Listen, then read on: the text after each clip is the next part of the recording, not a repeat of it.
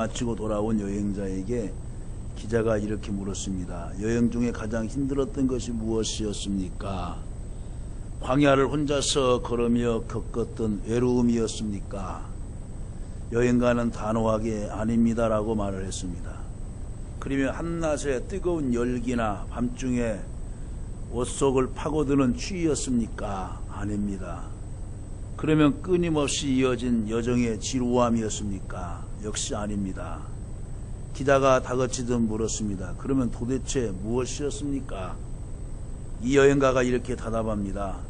사막 여행 내내 나를 힘들게 했던 것은 내 신발 속에 있던 작은 모래들이었습니다. 라고 말을 했습니다. 그렇습니다. 우리는 인생을 살아가면서 우리는 여러 가지로 인해서 힘들어하게 됩니다. 때로는 지기 어려운 인생의 무거운 짐 때문에 힘든 사람도 있습니다. 또 때로는 갑자기 불어닥친 인생의 이기 때문에 힘들어하는 사람도 있습니다. 그러나 실제로 우리를 힘들게 하는 것은 누구나 겪는 일상의 작은 어려운 것들입니다. 그래서 남달리 인생의 무거운 짐을 지고 가는 사람들도 위로를 받아야 합니다. 그리고 남달리 갑작스런 인생의 위기를 겪은 사람들도 위로받아야 합니다. 그러나 너나 없이 작은 어려움에 시달리는 우리 모두도 위로를 받아야 됩니다. 옆 사람 인사하겠습니다. 주의 이름으로 위로받기를 바랍니다. 주의 이름으로 위로받기를 원합니다. 아멘. 우리 하나님은 위로의 하나님이십니다. 낙심하고 실망하고 있는 제자에게 찾아가 주셔서 위로하시고, 또 이제 엘리야가 로뎀나무 밑에서 외로이 고독을 이제 쓸쓸하게 있을 때 찾아가서 위로해 주셨던 하나님, 실패한 요나에게 찾아가서 위로하신 하나님, 우리 하나님은 위로하시는 하나님이십니다. 그래서 성령님도 위로자라는 뜻입니다. 컴포트, 위로자라는 뜻입니다. 첫 번째로 모든 사람은 위로가 필요합니다. 어느 책에서 이런 글을 읽은 적이 있습니다. 아들은 늘 아버지에게 위로받고 싶어합니다. 그러나 아들을 위로하는 아버지는 아들보다 더 위로가 필요한 사람입니다. 아들이 가진 문제는 이미 아버지가 다 겪어온 일이지만 아버지의 문제는 단 한 번도 겪어보지 못한 일이기 때문입니다. 아들은 별것 아닌 일로 아버지의 위로를 받지만 아버지는 아주 큰 일을 당하고도 위로를 받지 못합니다. 딸도 마찬가지입니다. 딸은 한 번도 어머니를 위로하지 않습니다. 딸이 받는 위로는 어머니의 피와 생명입니다. 젊은 딸에게 어머니의 위로는 생명의 양식과도 같습니다. 딸은 고통 속에서 어머니의 위로를 받으며 성숙하지만 어머니는 딸을 위로하며 두 배로 늙어갑니다. 그렇습니다. 늘 자식들을 위로하며 살아가는 아버지, 어머니도 위로가 필요한 사람입니다. 위로를 청할 사람도 없고 위로해 줄 사람도 없지만 실제로 위로가 필요한 사람들입니다. 오늘 본문을 보면 목회자인 사도 바울도 위로가 필요한 사람임을 말씀합니다. 2절에 보니까 이렇게 나와 있습니다. 2절에 보니까 마음으로 우리를 영접하라고 말을 합니다. 2절을 보다 자세히 들여다보면은 고린도 교인 성도들이 바울을 비난했습니다. 그 비난의 내용은 세 가지인데, 첫째로는 바울이 매사를 공정하지 않게 처리함으로써 불의를 행한다고 비난을 했습니다. 둘째는 바울이 전하는 복음으로 인해서 율법이 파괴됨으로써 하나님의 백성들에게 해를 끼친다고 비난을 했습니다.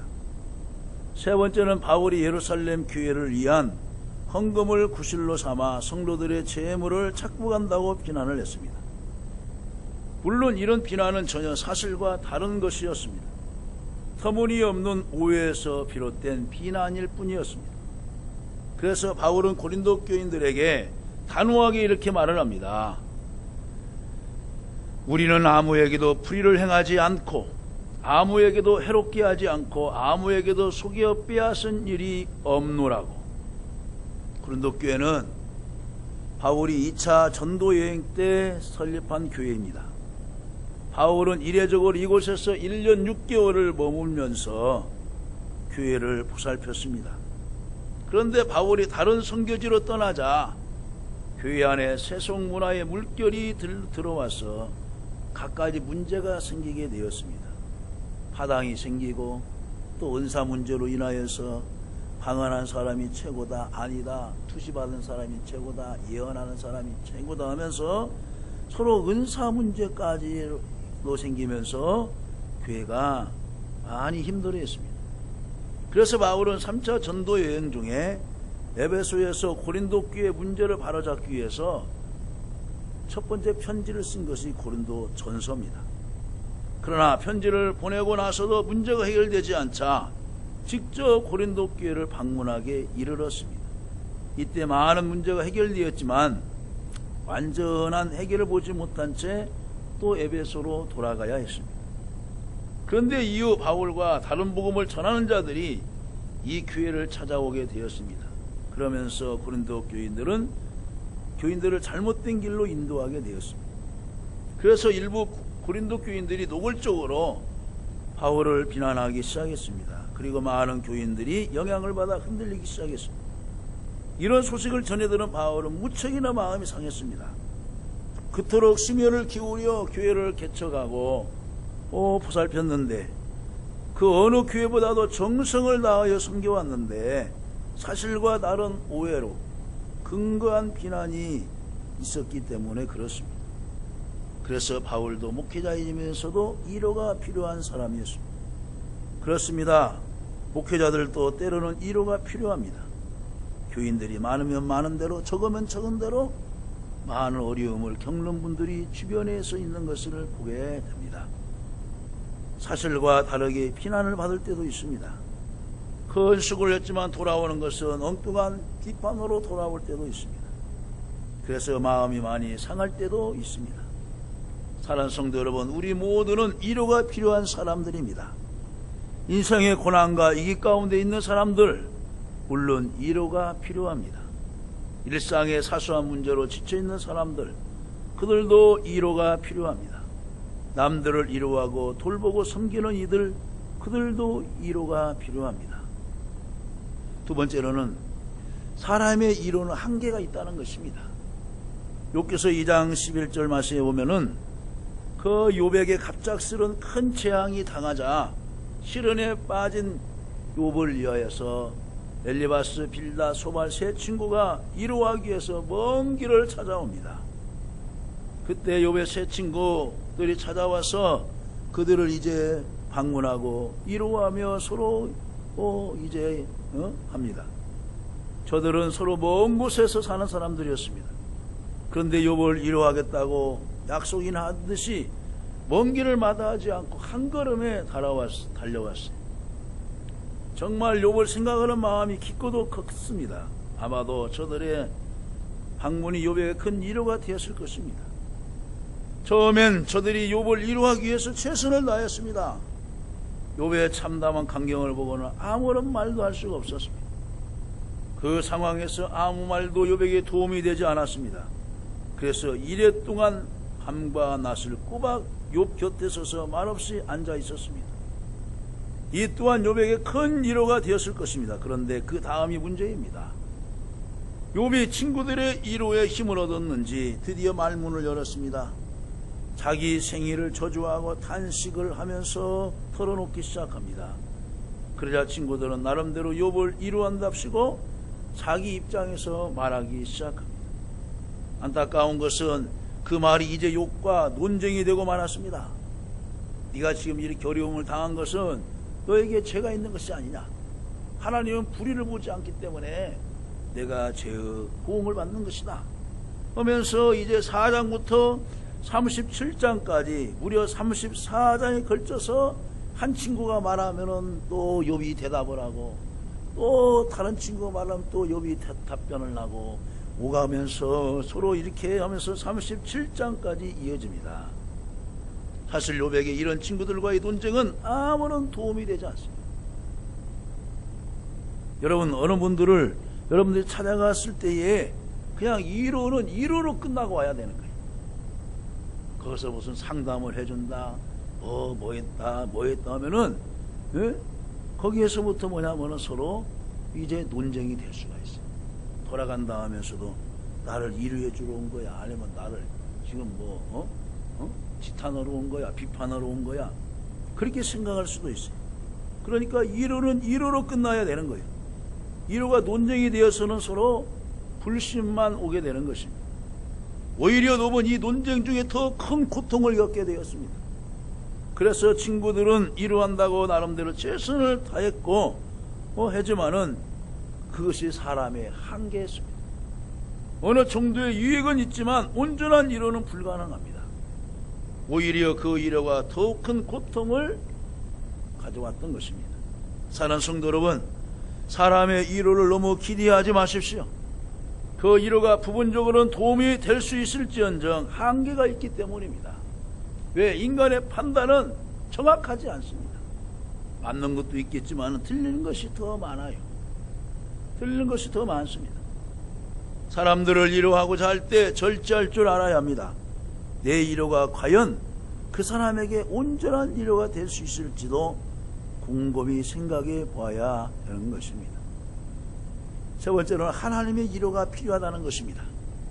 5절에서 이제 7절 말씀에 보면은 바울은 하나님의 이루를 받게 되었다고 간증을 합니다.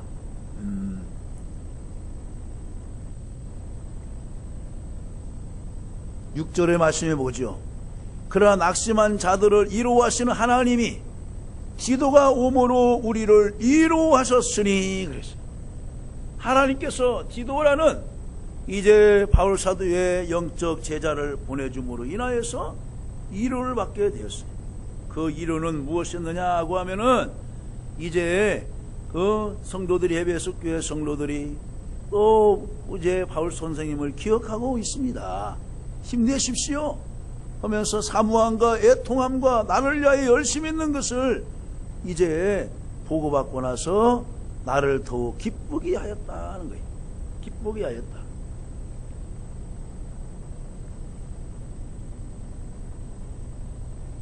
오절에 보면 우리가 마게도냐에 이르렀을 때에도 우리 육체가 편하지 못하였고 사방으로 환난을 당하여 밖으로는 다툼이 안으로는 두려움이었었노라. 그러나 낙심한 자들을 이루하신 하나님이 디도가 오므로 우리를 이루하였다고 이렇게 말을 합니다. 한마디로 말하면 정말 자기와 일행이 힘들었을 때에 하나님께서 자기의 일행을 돌보고 계셨다는 것입니다. 그리고 하나님께서 친히 자기와 일행을 이루해 주셨다는 것입니다. 누군가 너를 위하여 기도하네 그랬죠. 바울 사도가 고린도 교회 성도들로 인하여서 오해와 또 다른 이견을 통하여서 어려움을 당하고 있는 것을 그 에베소 교회 성도들이 알고서 바울 사도를 이루하고 기도하고 있었다는 거예요.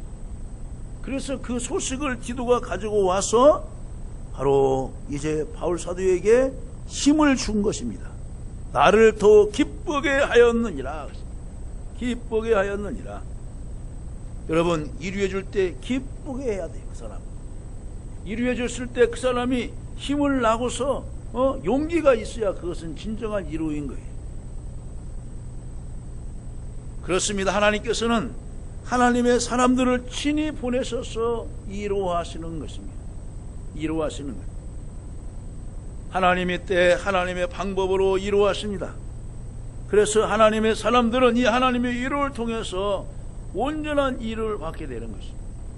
오늘 아침에 새벽 예배 마치고 있는데 저에게 딱 문자가 하나 왔어요. 목사님, 지난 밤에 강풍으로 인하여서 우리 교회 지붕이 날아가 버렸어요. 목사님 이루해 주세요. 그래서 제가 이제 이렇게 했어요. 참 힘드시죠? 오늘 예배 잘 드리세요. 제가 한번 이제 연합회 사무총장으로서 한번 방문하겠습니다. 근데 이런 말만 했어요. 근데 문자가 답변이 왔어요. 목사님 고맙습니다. 네? 그 답변 하나에 문자 하나인데도 목사님 감사합니다, 고맙습니다 하고 이 답변이 딱 왔어요. 주일이라 가볼 수도 없잖아요. 네? 그렇다고 제가 어떻게 큰 뭐 해줄 수도 있는 상황도 아니고 이제 회의를 하고 임원회의를 해서 어떻게 도울 방법을 생각해 보겠지만은 그러나 사람들은 그런 것 같아요. 내가 정말 힘들었을 때에 정말 그 이루의 문자 하나만이라도 받으면은 나에게 이렇게 관심을 갖고 있구나. 여러 교회 목사님이 나에게 관심을 갖고 있구나. 여러 성도들이 나에게 이렇게 관심을 갖고 있구나. 그것만 갖고 있어도, 마음만 가져도 큰 힘이 되는 것 같아요. 오늘 주일 예배 잘 드리세요. 한번 찾아뵙겠습니다. 큰 힘이 되었다는 거예요. 우리는 하나님의 일을 어떻게 느낄 수 있을까요? 우선 하나님께서는 우리를 기억하심을 깨닫게 됩니다. 우리가 마게도냐 일을 쓸 때에도 우리 육체가 편하지 않고 사방으로 환난을 당하여 밖으로 다툼이 안으로 두려움이 있었는데도 하나님은 바울 사도의 이 형편과 사정을 다 알고 있었다는 거예요. 알고 있었다는 거죠. 바울 사도는 마게도냐에 있을 때 정말 큰 고통을 겪고 있었다는 것입니다. 밖으로는 박해로 인해 다툼이 있었고 안으로는 내부 갈등으로 인하여 두려움이 있어서 그야말로 내부 외환의 고통을 겪고 있었다는 것입니다. 그런데 하나님께서 이런 자기를 기억하고 계셨다는 것이 너무나 감사하고, 낙심과 절망 중에 있었는데 디도를 보내가지고 이루해 주신 것입니다. 디도를 보내서 이루해 주셨습니다. 이사야서 49장 14절 이하의 말씀 보면은 이사야 선지자가 이렇게 기록하고 있습니다. 오직 시온이 이르기를 여호와께서 나를 버리시며 주께서 나를 잊으셨다 하였거니와 여인이 어찌 그 젖먹는 자식을 잊겠으며 자기 태에서 난 아들을 긍휼히 여기지 않겠느냐. 그들은 혹시 잊을지라도 나는 너를 잊지 아니할 것이라 하고 말하고 있습니다. 하나님은 여러분의 고통과 여러분의 아픔과 여러분의 슬픔을 기억하고 계시는 줄로 믿으시기를 간절히 바랍니다. 한나가 자식이 없어 고통당하는 것을 이미 하나님은 알고 계셨어요. 이삭이 결혼해서 자녀가 없는 것을 이미 알고 계셨어요. 그래서 너 기도해라 하면서 기도할 수 있게 하시고, 기도했더니 한나에게 하나님께서 사무엘을 주시고, 또 이제 이삭과 리브가가 하나님 앞에 기도하니 하나님이 선물로 주셨는데 쌍태, 바로 예서와 야곱 쌍둥이를 선물로 하나님이 주신 것입니다. 어머니가 자식을 잊을 수 없는 것처럼 하나님께서 하나님의 백성들을 잊을 수 없다는 것입니다. 잊을 수 없어요. 오전 예배에서도 얘기했지만은 어제가 이제 세월호 침몰 2주기가 된 날이었죠. 그 유가족들이, 학생들이, 다른 학생들이 이 진도 병목항을 향해 찾아가서 거기서 이제 예배를 드리고, 또 그 살아있을 때 육성을 가지고 문자를 아직도 지우지 않고, 엄마 우리 곧 있으면 제주도 도착해, 예? 하면서 이제 그 문자까지도 공개하고 육성까지도 공개하고, 배 탈 때 엄마 나 잘 다녀올게 하면서 했던 것이 기억이 나잖아요. 아니, 어머니가 그 자식을 잃는다고 해서 있겠습니까? 그들의 하루하루는 눈물 없이는, 고통 없이는 지낼 수 없었던 2년간이 아니었겠습니까? 하나님께서는 결코 하나님의 백성을 잊을 수 없습니다. 바벨론 포로로 끌려갔을 때에도 하나님은 그들을 한 번도 잊은 적이 없습니다. 제발 너네들 거기서 좀 깨닫고 70년이 차면은 제발 예루살렘 시온성으로 다시 돌아와야 한다. 너희에게 지금 행한 것은 잠시뿐이다. 너희에게 행한 나의 생각은 재앙이 아니라 곧 평안이다. 돌아와서 회복시켜 주시겠다고 하나님은 그들을 바벨론 손에 맡겼지만은 그의 마음은, 하나님의 마음은 무너진 것입니다. 죄 때문에 깨달으라고 잠시 넘겨준 것 뿐이에요. 아수르에게 잠시 넘겨준 것 뿐이에요. 로마에게 잠시 넘겨준 것 뿐이에요. 하나님은 절대로 포기하지 않았어요. 그렇습니다. 어미가 자식을 잊을 수 없습니다. 실수를 하고 강도짓을 해서 교도소에서 수감되어 20년을 살지라도 그 부모님은 잊을 수가 없어요. 추울 때 직접 옷을 만들어서 갖다 넣어주고, 장갑을 갖다 넣어주고, 양말을 쪄서 갖다 넣어주고, 세타를 쪄서 갖다 넣어주고, 혹시 오늘이 아들 생일이 아닌가? 또 생일날 기억하고서 케이크라도 사 먹으라고 돈도 넣어주고, 병들거나 장애를 가졌거나 딱한 처지에 놓인 자식은 더더욱 잊을 수 없습니다. 마찬가지로 하나님께서 고통 중에 있는 하나님의 자녀들을 잊지 않다는 것을 여러분 믿으시기를 간절히 바랍니다. 우리가 이 점을 깨닫게 되면 하나님의 일을 깊이 느끼게 되는 것입니다. CCM 가수 이은수가 부른 노래 가운데 너는 내 아들이라 라는 곡이 있습니다. 그 가사가 이렇습니다. 힘들고 지쳐 낙망하고 넘어져 일어날 힘 전혀 없을 때에 조용히 다가와 손잡아 주시며 나에게 말씀하시네.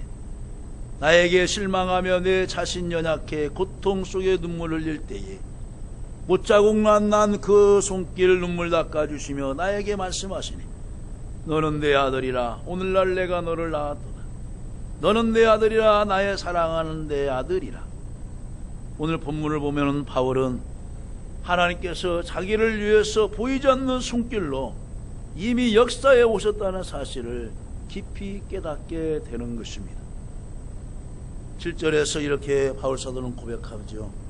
그가 온 것뿐 아니요 오직 그가 너희에게서 받은 그 위로로 위로하고 너희의 사모한 그의 통함과 나를 위하여 열심 있는 것을 우리에게 보고함으로 나를 더욱 기쁘게 하였으니. 그랬어요. 바로 위로하고 사모함으로 애통함으로 나를 위하여 열심히 있는 것으로 보고했다.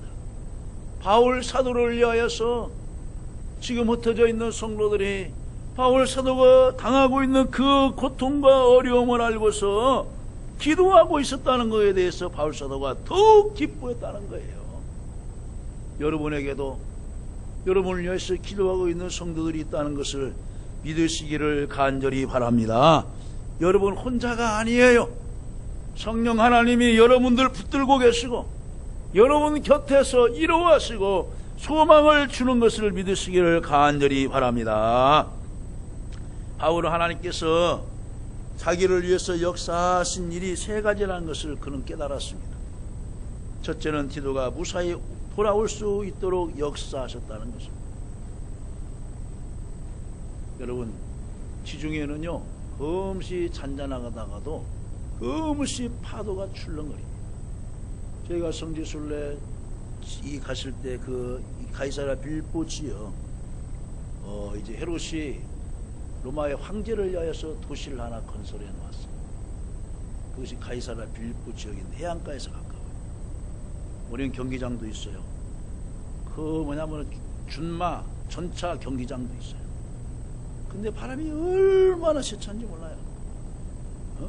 막 육지는 좀 괜찮은데 눈보라가 치는 거예요. 눈보라가.